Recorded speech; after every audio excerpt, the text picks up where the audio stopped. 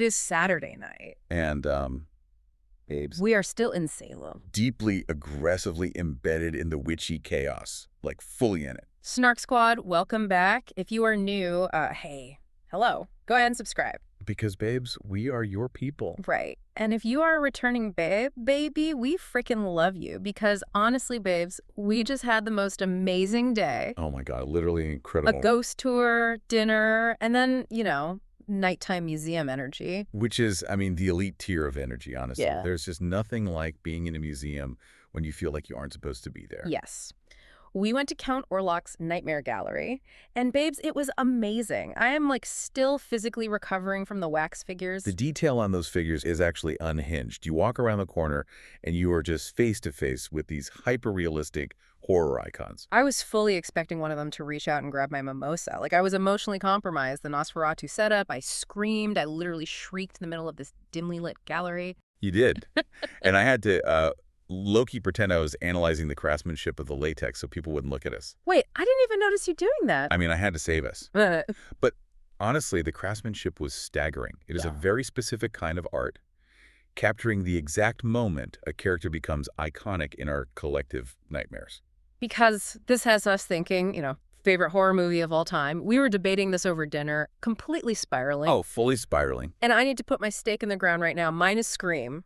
Which makes perfect sense for you. It is entirely meta. It is obsessed with the rules of the genre.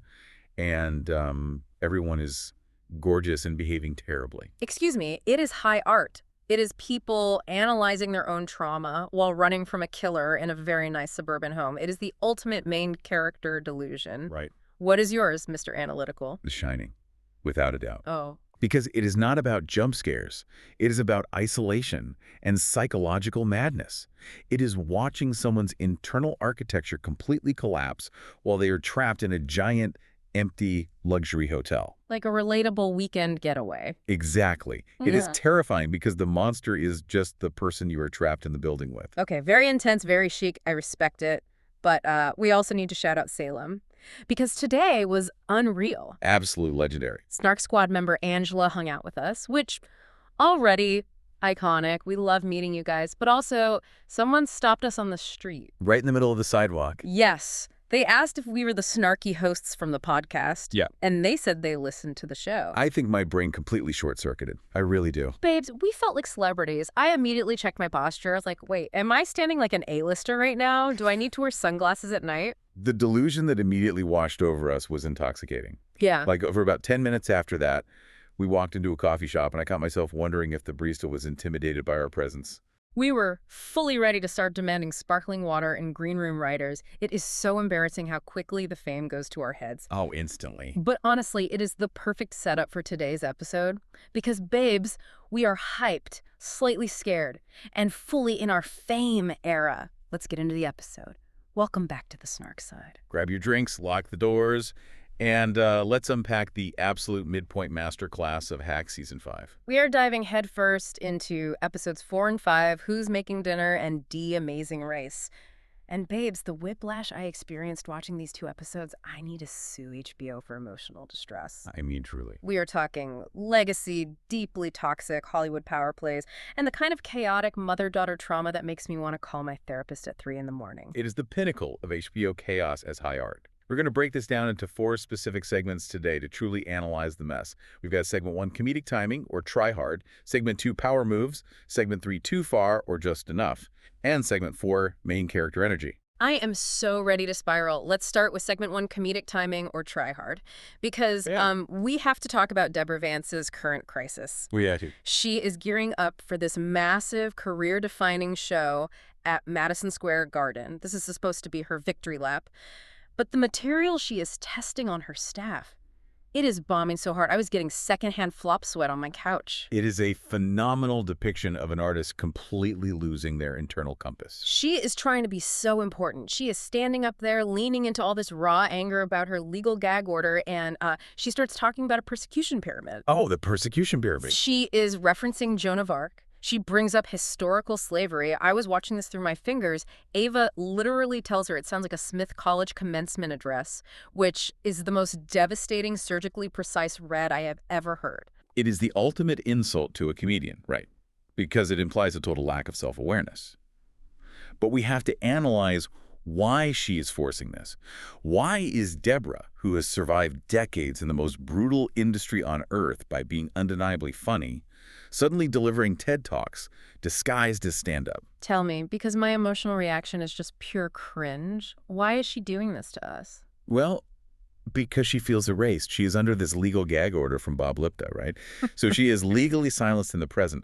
But more profoundly, she is feeling the weight of being historically silenced by the men in her past. Right, right. She feels this desperate, clawing need to make a statement to prove that her voice has weight. She is conflating important with humorless. Okay, wait, hold up. I need to push back on this because to me it feels like Deborah is just straight up plagiarizing Ava's entire personality right now. Oh, interesting. Yeah.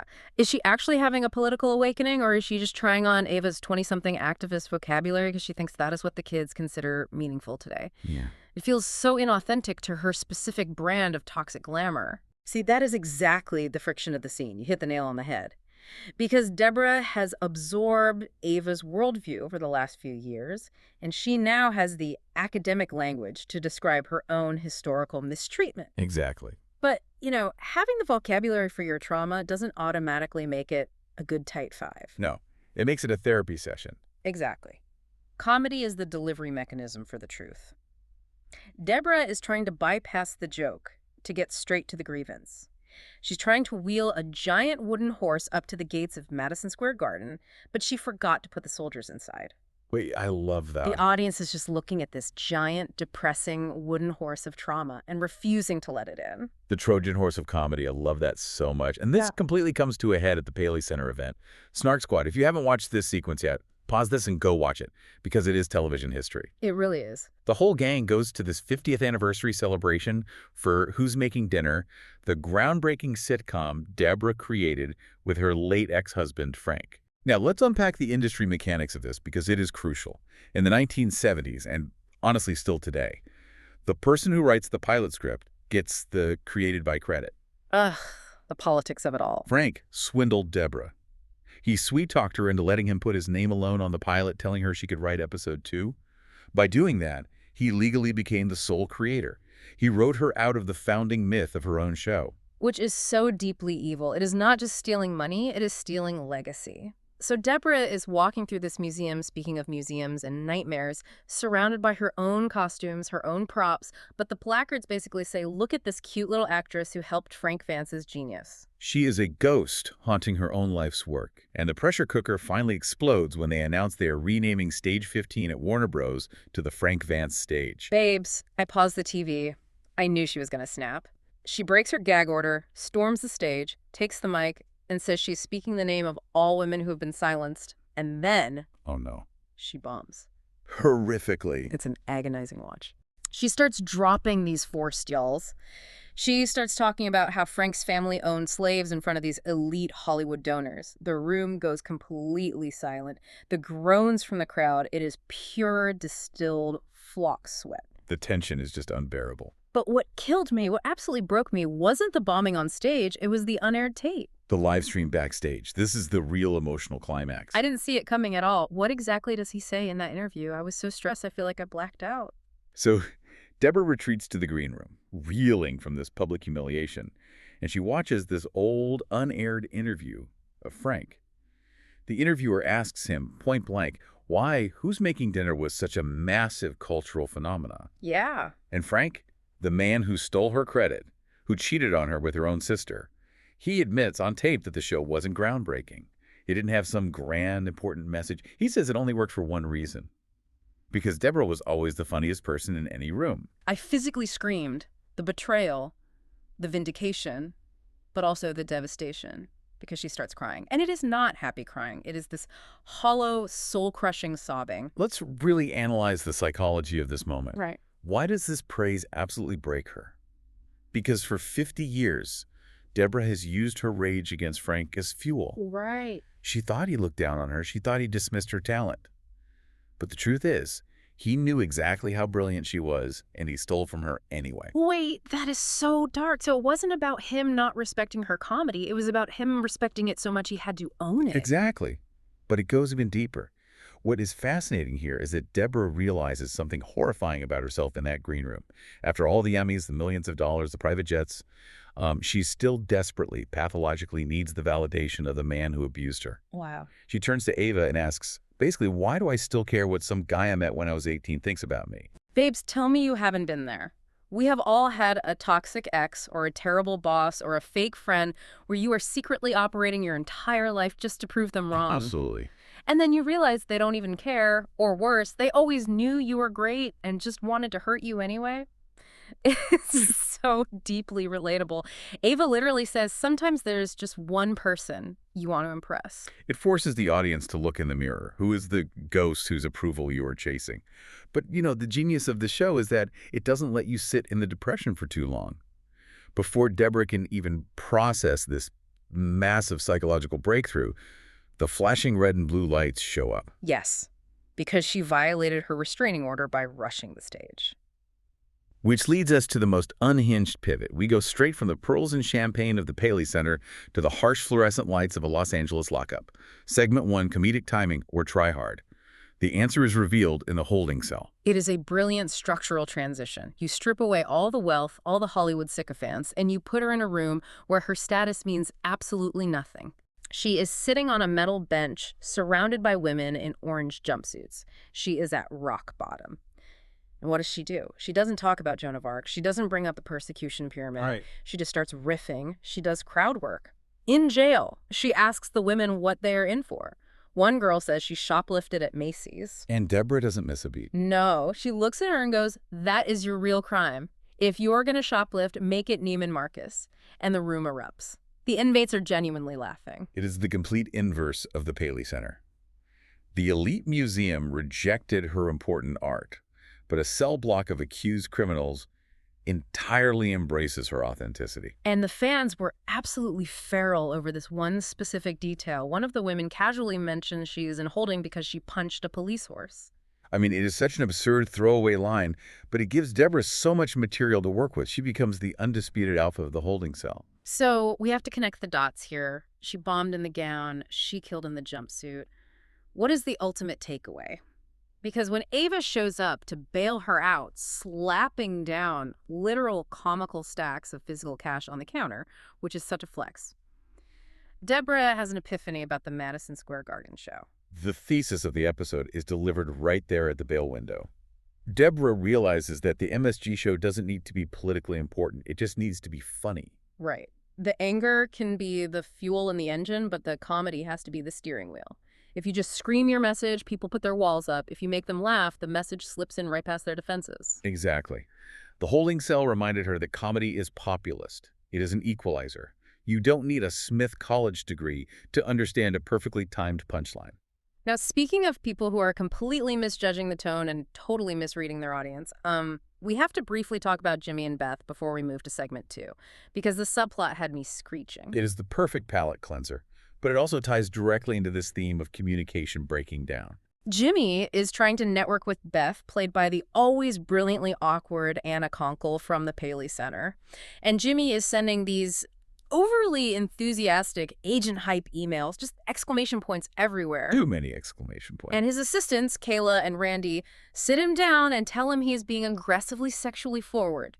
It is amazing. One of the fans pulled the exact quote from Kayla, which is that using too many exclamation points is the male equivalent of exposing your genitals. I died. I am literally dead. Because it is so true. Digital tone is a minefield. Jimmy thinks he is just being friendly, but in the modern corporate ecosystem, excessive punctuation implies a level of unhinged intimacy. It leads to this disastrous miscommunication where Jimmy thinks Beth is coming on to him, so he tries to subtly reject her, brings up a microthong, and the entire professional relationship crashes and burns spectacularly. Oh my God, the microthon. It is hilarious, but it mirrors Deborah's problem. If you don't understand the language of your audience, your message is going to blow up in your face. It is pure cringe comedy gold. Okay, let's pivot to segment 2, power moves. Because while Deborah is finding her authentic power in a jail cell, Ava is out here executing the most ruthless, cynical, sociopathic power grab I have ever seen. Ava's evolution in these episodes is staggering. We need to talk about the mole girl meeting. Yes, Ava gets her original script, Mall Girl, into the hands of Jessica Duncan, a major streaming executive played by Caitlin Riley. Snark Squad, if you have ever worked in corporate America or dealt with a boss who uses toxic positivity to crush your dreams, you will recognize Jessica immediately. Caitlin Riley nails that terrifyingly upbeat, deeply hollow executive persona. She sits Ava down and absolutely gushes over the script. She praises its nuance, its distinct voice, its originality, and then with a massive smile, she drops the hammer. She says, basically, we love how original it is, which is exactly why we can absolutely never make it. It is the ultimate paradox of modern television, and it is a brilliant piece of industry satire. They claim to want good writing, but they actually fear originality because originality is an unproven metric. You can't put originality into an algorithm. Jessica tells Ava they don't buy shows, they buy taste clusters. Taste clusters. I wanted to throw my remote at the TV. Jessica says they want something diverse, and she literally chirps queer counts like she's handing out a gold star, but they absolutely do not want a limited series. They want endless, regurgitated content. It is the death of art by 1,000 spreadsheets. So Ava, who has always prided herself on her indie idealistic morals, is backed into a corner, and she pivots on the spot. She pitches a reboot of Who's Making Dinner. And babes, the pitch is so dark and so brilliant. She says, imagine the Gen Z grandchild of the original couple inherits the massive single-family home from the 70s sitcom. But because of the modern economy, they can't afford the property taxes, so they have to fill this legacy home with roommates. Ava describes it as downward mobility, but funny. It is a pitch-perfect, cynical update to a boomer classic. It checks every single algorithmic box for the executive. It relies on existing intellectual property, so it has built-in brand awareness. It addresses modern economic anxieties, giving it the illusion of prestige depth. Right. And it has an ensemble cast for endless, cheap storylines. It is a guaranteed green light. But I have to stop and ask, is Ava becoming the villain? From day one, Ava was the one constantly calling out Deborah for being a mainstream sellout. Now, Ava is abandoning her original art to mine existing legacy IP for a quick paycheck. That is the million-dollar question. She is operating exactly like a ruthless studio executive. Is she the apex predator now? I don't know if she is the villain, but she is definitely a product of her environment. To survive in an ecosystem she claims to despise, she has learned she has to become its most apex predator. She is realizing that moral purity doesn't get things made in Hollywood. Leverage gets things made. And babes, the leverage she pulls. We have to talk about the heist for the rights. Because Deborah does not own the rights to the sitcom. Her estranged sister, Kathy, holds the rights. Frank left them to her just to be spiteful. J. Smith Cameron as Kathy is just phenomenal casting. The layers of sibling rivalry are so thick. Ava and Deborah try to negotiate with Kathy, but Kathy makes this incredibly petty, singular demand. She will trade the rights for their late mother's cherub salt and pepper shakers. It is so specific. It is not about the money. It is purely about holding a childhood totem over her sister's head. And Deborah, being the petty queen that she is, flat out refuses. She would rather let Ava's reboot die. She would rather burn the world down than give Kathy those shakers. Which leaves Ava completely stranded, until she takes matters into her own hands. And this sequence shows exactly how warped Ava's moral compass has become under Deborah's tutelage. Ava goes full cat burglar. She covers the security cameras at Deborah's house, sneaks in, and steals the cherub shakers. But she doesn't just hand them over to Kathy. She knows Deborah will notice. So she takes them to T.L. Gurley, the antique dealer played by Jefferson Mays. We haven't seen him since season 1. And pay attention to how she manipulates him. She doesn't just ask for a favor. She bribes him with corporate leverage. Yes. She tells him that Marcus is outfitting a massive new hotel and casino, and if Gurley helps her, Marcus will buy half his inventory at market value. She is throwing around millions of dollars of other people's money. It is unhinged. In the favor. She needs him to forge exact, flawless ceramic replicas of the cherub shakers. It is a calculated, multi-tiered deception. She is lying to her boss. She is manipulating Marcus's budget. She is bribing an appraiser, and she is ultimately defrauding Cassie. She takes the fakes to Kathy. And babes, this scene actually made me feel sick. Because Kathy takes these fake shakers completely unaware, and she holds them to her chest. She starts crying, saying she can feel her mother in them. It is brutal. It is so poignant and so sad, and Ava is just standing there watching this woman cry over a forgery, securing the rights to the show. Earlier in the series, whenever Ava lied, it was usually born out of panic. It was messy, self-destructive behavior. This is cold, calculated, and executed with sociopathic precision. She manipulated everyone's emotional weaknesses to get exactly what she wanted. And the most telling part, how Deborah reacts. When Ava finally confesses what she did, that she forged the shakers, tricked Kathy, and secured the IP. Deborah isn't furious that Ava stole from her. Not at all. She howls with laughter. She looks at Ava with pure pride and calls her an evil bitch. It is a term of endearment. Because Deborah recognizes her own reflection. Ava didn't step out of Deborah's shadow by being morally superior. She stepped out by learning how to play dirty in the exact same sandbox. Deborah respects power and cunning, and Ava just proves she has both. It is a twisted, dark passing of the torch. It is the Hollywood equivalent of a Sith Lord taking an apprentice. I am terrified of Ava right now, but I also deeply respect the hustle. Which perfectly transitions us into segment 3, Too Far or Just Enough.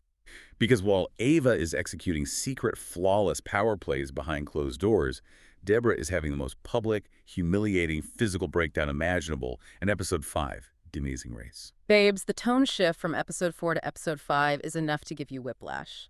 We go from dark industry satire straight into pure, chaotic reality TV family therapy. The setup alone is comedic brilliance. Deborah's daughter, DJ, played by Caitlin Olsen, who deserves every award for her unhinged line deliveries, comes to Deborah with a massive guilt trip.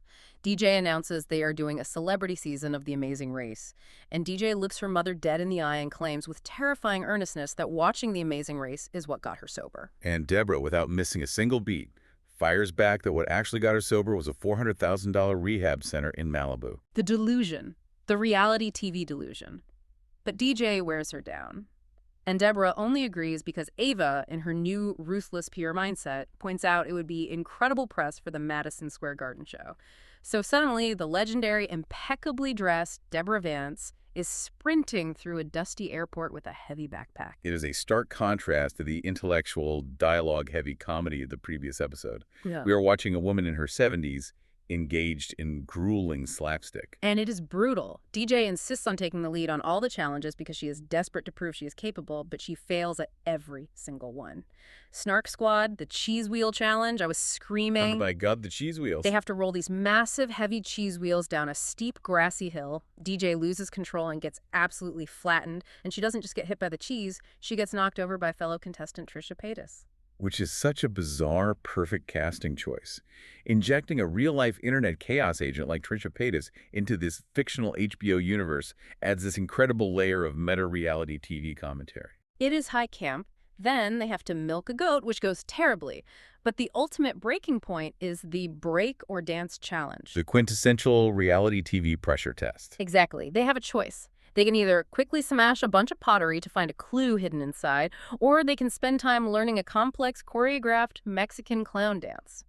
Deborah, ever the pragmatist, immediately wants to smash the pots. Of course she does. It is fast, it is violent, let's go. But DJ insists they do the dance to make up time and prove she can learn something difficult. What follows is an agonizing 4-hour montage. 4 hours of them failing to learn a 30-second clown dance. They are in full face paint. The heat is sweltering. They keep messing up the steps. It culminates in a complete total rage quit. They walk away in defeat. It's deeply humiliating, but we have to look at how physical exhaustion strips away their intellectual armor. Because all of this leads to the airport scene. Let's talk about the Oaxaca airport post-mortem. They are eliminated first, dead last.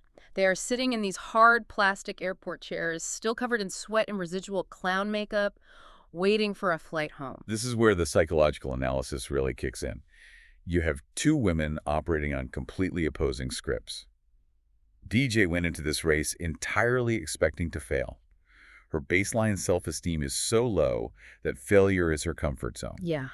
Deborah, conversely, spent the entire race trying to aggressively micromanage DJ because Deborah is absolutely terrified of public failure. And Deborah finally admits the truth. The scene broke my heart. She confesses to DJ that she has spent DJ's entire life shielding her. She stopped DJ from taking risks. She discouraged her from doing things she wanted to do, like selling tacky jewelry on QVC, because Deborah knows firsthand how agonizing it is to be mocked by the public. Right. Deborah was called crazy. She was called a hack. She was torn apart by the media. She thought she was protecting DJ from that pain. But I want to push back on Deborah's narrative here. Is it really protection? What do you mean? Well, protection is giving someone armor so they can go out into the world. Deborah didn't give DJ armor. She locked her to basement so she wouldn't get cut. Shielding someone to that extreme degree is just a form of suppression. Wait, wow. Yes, she suppressed her. Because what Deborah realizes in that airport is that DJ is actually incredibly tough. DJ doesn't care that they looked foolish doing a clown dance on international television. The mockery rolls right off her back. Deborah looks at her daughter and realizes, you are stronger than I am. Exactly. Deborah is fragile.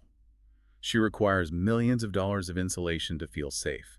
DJ is resilient because she has already hit rock bottom. And this leads to the most stunning full-circle thematic connection back to episode 4. Deborah tells DJ, you care too much about what the world thinks. But DJ shakes her head and says, I don't care what the world thinks. I only care what one person thinks. And the audience instantly knows what is coming. Deborah, looking so touched, so maternal, asks softly, who? Thinking DJ is going to say, you, Mom. I only care what you think. And DJ looks at her with total deadpan sincerity and says, Phil Keoghan. It is the ultimate comedic deflator. I laughed so hard I choked on my drink. Phil Keoghan, the host of The Amazing Race. But when you stop laughing, it is actually deeply sad. It perfectly mirrors Deborah's storyline with Frank. DJ has tied her entire sense of worth and validation to a man who hosts a reality show, just as Deborah tied her validation to a man who stole her sitcom 50 years ago. Oh my God, you're right. They both have their Frank. They both have this singular, external, totally arbitrary male figure whose approval they crave above all else. Babes, the psychology of that. A child of Hollywood neglect projecting her need for a stable father figure onto the host of a rules-based reality competition. It is so layered. Phil Keoghan represents structure, rules, clear finish lines, everything DJ didn't have growing up. But the show doesn't leave DJ in that depressing place. We get a phenomenal resolution for her arc. Yes, we do. At the end of the episode, we see DJ finally achieving her own highly specific, slightly tacky dream. She is on QVC. She is live on television selling her jewelry line, D-Jewelry. And specifically, she is selling detachables. I need you to explain detachables to the audience because the sheer mechanics of this product are hilarious. Okay, so detachables are detachable earrings designed specifically for moms whose babies constantly pull on their ears. If the baby yanks the earring, it just pops right off instead of ripping your earlobe. It is a highly practical, incredibly niche product born out of genuine maternal anxiety. And she is in her element. She is selling the hell out of those earrings. She gets her win completely outside of her mother's shadow, doing the exact thing her mother tried to protect her from doing. Which brings us to our final segment, segment 4, main character energy. Who owned the spotlight in these episodes? I mean, before we crown a winner, we have to shout out Deborah's empire building. Because in the midst of all this emotional chaos, she is making massive business moves. We have to talk about the Hospitality Olympics cold open. It is such a bizarre, hyper-specific world to drop these characters into. Deborah, Marcus, and Josefina are scouting talent for their new casino, the Diva.